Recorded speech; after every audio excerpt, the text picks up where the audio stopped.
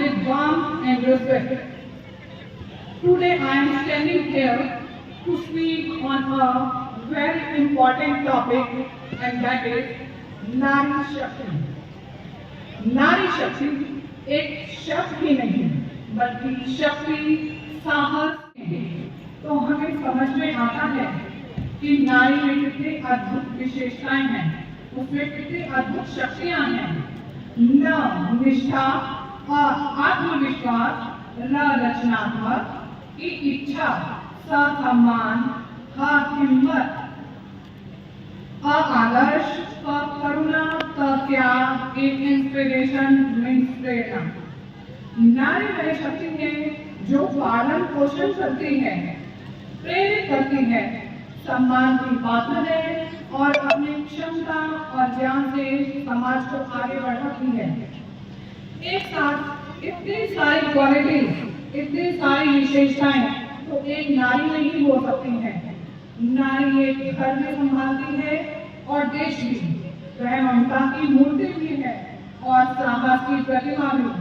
हमारे देश में महिलाओं ने यह साबित किया है कि अगर उन्हें भी अवसर मिले तो वे हर क्षेत्र में किसी से कम नहीं है।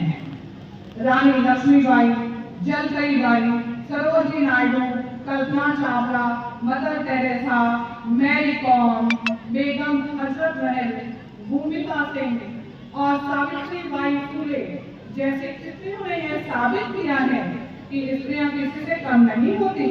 हाल ही में इंडियन वुमेन क्रिकेट टीम में हमारे देश की बेटियों ने अपनी प्रतिभा को दर्शाते हुए वर्ल्ड कप को अपने नाम किया। यह हम सबके लिए बड़े ही गर्व की बात है। आज महिलाएं science, sports, education, army, police, business, doctor, teacher हर क्षेत्र में आगे बढ़ रही हैं। एक सुंदर पंक्ति है, स्त्री कमजोर नहीं सिर्फ संकोची होती है। स्त्री कमजोर नहीं सिर्फ संकोची होती है, जब समय आता है तो वही इतिहास बनाती है। आपने सती के बारे में तो सुना ही होगा। उसने अपने आत्मविश्वास के बल से अपने मृत पति को जीवित करवा लिया था। एक नारी ही असंभव कार्य को संभव कर सकती है। अपने कौशल से, दृढ़ विश्वास से, हिम्मत से और हौसले से। और यह सब करने के लिए उसे क्या चाहिए?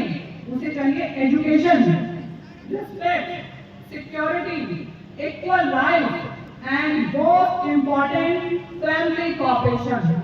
अगर परिवार का साथ मिल जाए तो नारी हर कठिनाई का सामना कर सकती है। प्यार व सहयोग से वह अपने लिए, अपने परिवार के लिए, अपने समाज के लिए और अपने देश के लिए भी मर मिटने को तैयार हो जाती है।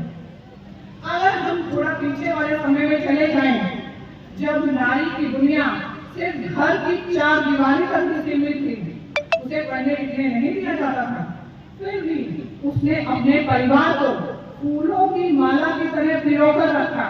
अपने बच्चों को अच्छे संस्कार दिए, उन्हें अच्छे बुरे का ज्ञान कराया।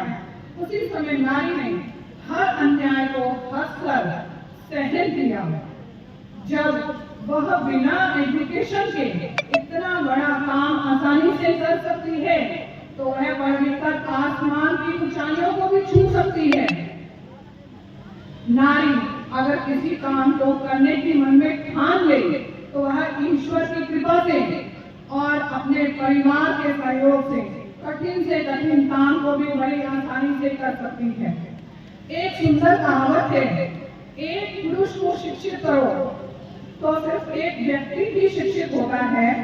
एक पुरुष को शिक्षित करो तो एक व्यक्ति ही शिक्षित होता है, लेकिन अगर एक स्त्री को शिक्षित करोगे तो पूरा परिवार शिक्षित होता है।